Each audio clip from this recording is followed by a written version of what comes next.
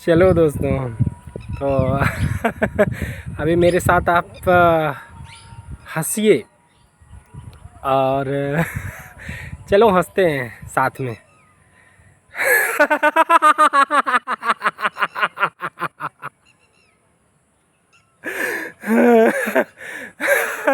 वो उसके बाद चलो थोड़ा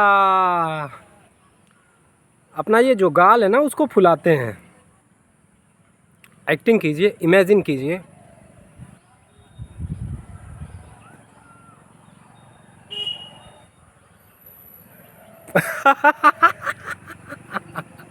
तो अभी आपने देखा कि जब कोई व्यक्ति हंस रहा है ना, कोई व्यक्ति हंस रहा है तो वो मात्र हंस ही सकता है, और अगर कोई गाल फुलाया हुआ है या फुलाना चाहता है तो वो गाल ही फुला सकता है।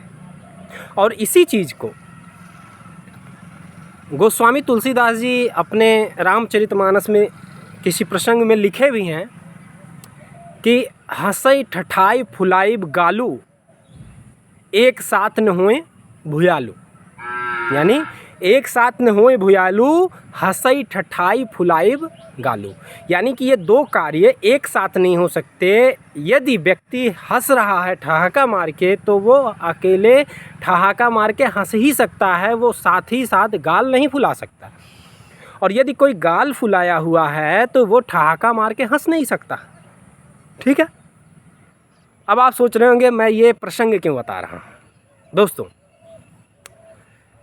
आज मेरे एक मित्र ने मुझे पर्सनल मैसेज किया और उसने बोला कि देखिए अभी AIR नीट के UG एग्ज़ाम में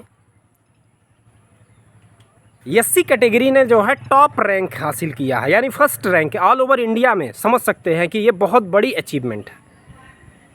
तो सबसे पहले मैं उस व्यक्ति को बहुत बहुत बधाई देना चाहता हूँ कि जो व्यक्ति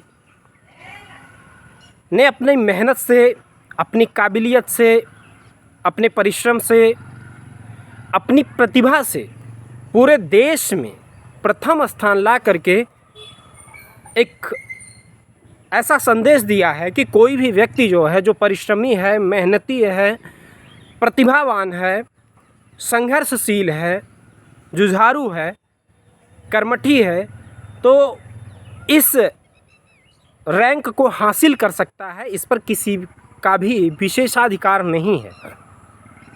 और ये बात तब बहुत ज़्यादा बड़ी हो जाती है जब किसी अनुसूचित समाज की कैटेगरी से कोई बच्चा इस चीज़ को अचीव करता है।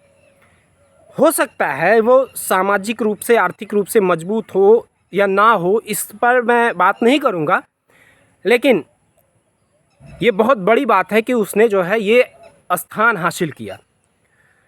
तो सबसे पहले मैं उन लोगों को बधाई देना चाहूँगा। और टॉप 10 में अगर बात की जाए तो देखा मैंने जो लिस्ट देखा उस टॉप 10 में तीन जो है OBC कैटेगरी के लोगों ने जो है क्वालिफाई किया है, और 3 जो है SC कैटेगरी के लोगों ने भी क्वालिफाई किया है।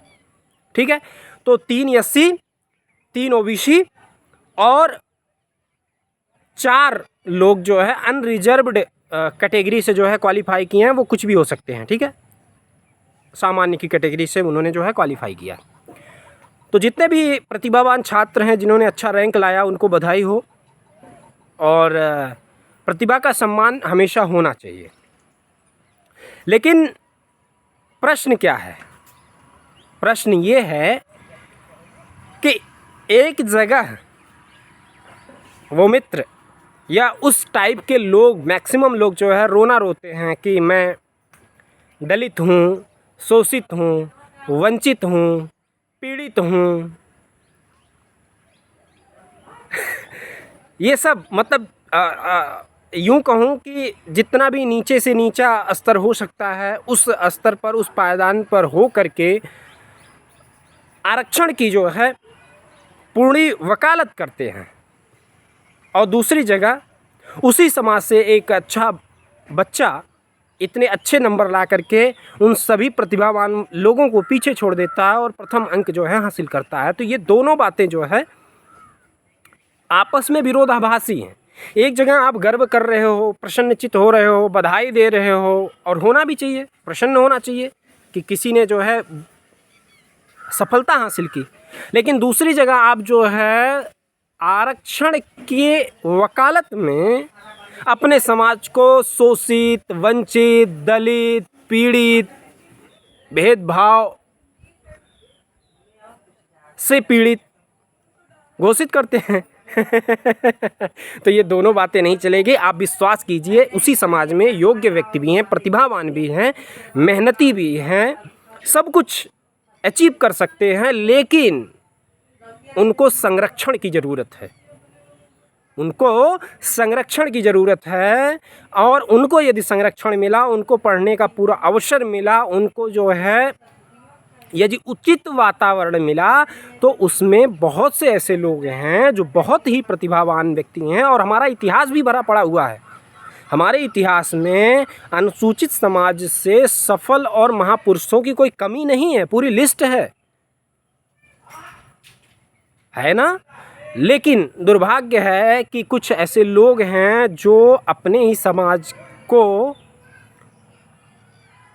छोटे से छोटा, कम से कम बताने की प्रतिस्पर्धा में लगे रहते हैं।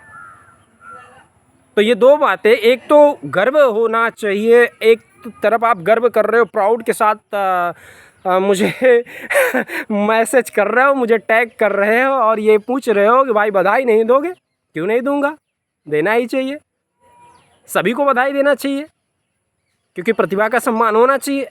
और दूसरी जगह आप दलीलें दे रहे हैं कि नहीं क्रीमी लेयर नहीं होना चाहिए, आरक्षण की बात ही नहीं होनी चाहिए, चर्चा तक नहीं होनी चाहिए। ठीक है, तो ये बातें दोनों पैरेलल है नहीं, आपकी जो है सोच से ये मैच नहीं खाती ये बातें। तो मैं एक ही चीज़ बोलना चाहूँगा कि भाई उसी समाज में आरक्षण की समीक्षा क्यों होनी चाहिए। अभी देखा जाए तो मैं आज की ही न्यूज़ आपको कोट कर सकता हूँ कि केंद्र सरकार ने जो है सुप्रीम कोर्ट में ये अपना बयान जो है दर्ज कराया है कि नहीं, एससी और एसटी कैटेगरी में जो है क्रीमी लेयर नहीं हो सकती, और सुप्रीम कोर्ट इसमें हस्तक्षेप ना करे। ये संसद का मामला है, संसद इसमें देखेगी, क्योंकि जो है दो वरिष्ठ वकीलों ने जो है इस पे PIL किया था, तो उस पे जो है केंद्र सरकार का ये रुख है। लेकिन मैं आपसे पूछना चाहता हूं कि उदाहरण से कल्पना कीजिए, मैं जैसे उदाहरण के लिए मैं अपने बारे में बात करता हूं कि मैं हूं अम्बेडकर नगर ज़िले से। कल्पना कीजिए अम्बेडकर नगर ज़िले से कोई एक भर्ती आती है, उस भर्ती में 1000 लोग होते हैं, यानी आवेदन करने वाले, या 1000 लोगों की सीटें ही होती हैं। अब उस 1000 लोगों में कुछ परसेंट SC के लिए, कुछ परसेंट ST के लिए, कुछ परसेंट OBC के लिए आरक्षण निर्धारित रहता है कि इतने में जो है यही आवेदन कर सकते हैं, और दूसरा कोई उसमें जो है इंटरफेयर नहीं कर सकता है। अब मुझे आप बताइए, जो भी आरक्षण की परसेंटेज तय होती है पूरे अम्बेडकर नगर ज़िले में, यदि 1000 लोगों का चयन होना है और उस 1000 लोगों में 200 लोगों का यदि मान लेते हैं सीटें रिज़र्व कर दी जाती है कि इसमें SC और ST ही अप्लाई करेगा, अदरवाइज दूसरा कोई जो है अप्लाई नहीं कर सकता। मैं उदाहरण के लिए SC ST की बात कर रहा हूँ, आप OBC वगैरह भी आप ऐड कर सकते हैं। तो अगर मान लेते हैं 200 सीटें रिज़र्व हो गई, तो उन 200 सीटों पर कौन अप्लाई कर सकता है? SC और ST ही। अब पूरे ज़िले में SC ST में व्यक्ति मज़दूर भी है, गरीब भी है, डेली मजदूरी करके डेली भोजन खरीद करके खाने वालों की भी कैटेगरी है, और उसी SC कैटेगरी में कुछ DM भी हो सकते हैं, कुछ SDM भी हो सकते हैं, कुछ SP भी हो सकते हैं, कुछ प्रोफेसर भी हो सकते हैं डिग्री कॉलेज के, कुछ इंटर कॉलेज के अध्यापक भी हो सकते हैं, कुछ प्राइमरी के भी हो सकते हैं, और कुछ ऐसे भी धनाढ्य व्यक्ति हो सकते हैं प्रतिभावान और आर्थिक रूप से बहुत मजबूत हो सकते हैं, जिनके अंडर में जो है 50-100 मज़दूर काम करते हों, जिनकी अपनी फैक्ट्री चल रही हो, जो कई हज़ार करोड़ के मालिक भी हो सकते हैं, etc, यानी कोई भी हो सकता है। अब ये बताइए कि अगर कोई भी व्यक्ति समर्थ होते हुए, मान लेते हैं, कल्पना करते हैं, एक डीएम का लड़का है और वो डीएम का लड़का जो है उसी 200 के रिजर्व्ड सीट पे आवेदन कर रहा है, अपना सर्टिफिकेट लगा करके, अपना जाति प्रमाण पत्र लगा करके, तो उन 200 के जो रिजर्व सीटें हैं उसमें एक सीटें कम करने का काम किया कि नहीं किया? कम करने का काम किया। अगर मान लेते हैं कि अगर इस तरीके का, ये जितनी भी मैंने कैटेगरी बनाई, जो आर्थिक रूप से समृद्ध भी हैं, आर्थिक रूप से जो है मजबूत भी हैं और इनका सामाजिक स्थिति भी मजबूत है, वो सारे के सारे लोग अगर मान लेते हैं, ज़्यादा नहीं, पूरे ज़िले में से 100, पूरे ज़िले में कई हज़ार गांव हैं पूरे ज़िले में, मैं केवल और केवल बोल रहा हूं कि 100 सीटें जो है ऐसे समृद्ध और प्रतिभावान और मजबूत व्यक्ति जो है उसको एक्वायर कर लेते हैं, तो सीटों की संख्या जो आरक्षण गरीबों को मिलना चाहिए था, वो आरक्षण का 100 तो ये मजबूत और स्ट्रांग लोग, जिनकी सामाजिक स्थिति भी अच्छी है, आर्थिक स्थिति भी अच्छी है, उन लोगों ने कवर कर लिया। बचा कितना सीटें? 100। तो रिजर्व्ड सीटें आपकी अपनी कैटेगरी में तो 100 बची, बाकी सामान्य की कैटेगरी में अगर आप फाइट करना चाहते हैं तो आप आवेदन कर सकते हैं, कोई दिक्कत नहीं है। अब आप सोच करके देखिए, जो 100 सीटों की कमी आपके आरक्षित सीटों में, जो 100 सीटों की कमी वो समृद्ध लोग ले गए, भले ही वो आपके जाति से थे, लेकिन क्या वो उनका हक था? क्या वो गरीबों का, वो 100 सीट गरीबों का वो नहीं खा गए? वो समृद्ध थे, वो सामान्य में भी आवेदन कर सकते थे, उनके अंदर वो क्षमता थी, वो अपने बच्चों को अच्छी कॉलेज में पढ़ा भी रहे हैं, अच्छी कोचिंग भी उपलब्ध करा रहे हैं, अच्छा जो है एजुकेशनल जो मटेरियल है वो भी जो है उपलब्ध कराए हुए हैं, अच्छी कोचिंग, अच्छा कॉलेज, अच्छी सुविधा, अच्छी फैसिलिटी, अच्छे बुक्स, ये सब कुछ वो मुहैया करा सकते हैं और करा भी रहे हैं। लेकिन वो सब के सब जो है अगर जाति प्रमाण पत्र लगा करके आपकी 100 सीटें कम कर देते हैं तो वो नुकसान किसका हुआ? वो नुकसान किसका हुआ? डियर फ्रेंड, उस गरीब का हुआ, उस मजदूर के बेटे का हुआ, उस कमज़ोर जो व्यक्ति आर्थिक रूप से बहुत बड़े शहरों में अपने बच्चों को नहीं भेज सकता, बहुत बड़े कॉलेज में नहीं पढ़ा सकता, बहुत अच्छी कोचिंग नहीं ज्वाइन करा सकता, बहुत महंगे जो है बुक्स वगैरह नहीं खरीद सकता, उन बेचारों की सीटें कौन खा गया? उसी जाति के मजबूत और समृद्ध लोग। और इसी के कारण जो आपके सदन में बैठे हुए हैं, चाहे वो विधायक हो चाहे वो सांसद हो, वो कमज़ोर नहीं रहते हैं, बहुत सारी सुविधाएं उनको मिलती हैं। यहाँ तक कि मैक्सिमम लोगों के बच्चे बाहर तक पढ़ रहे हैं, विदेश तक पढ़ रहे हैं।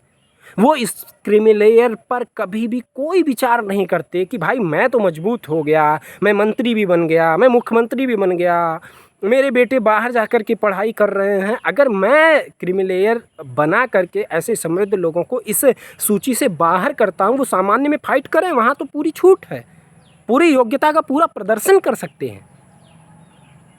लेकिन ऐसा नेता नहीं कर रहे हैं, क्योंकि नेताओं को आपके कल्याण से कोई लेना देना नहीं है, चाहे वो दलित नेता हो, चाहे वो सामान्य वर्ग के नेता हो, या कोई XYZ हो जो अपने आप को बहुत बड़ा अम्बेडकरवादी मानता है, वो इस बात को बिल्कुल नहीं स्वीकार करता।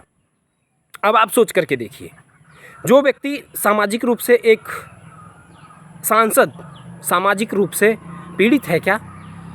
आर्थिक रूप से कमज़ोर है क्या? नहीं ना।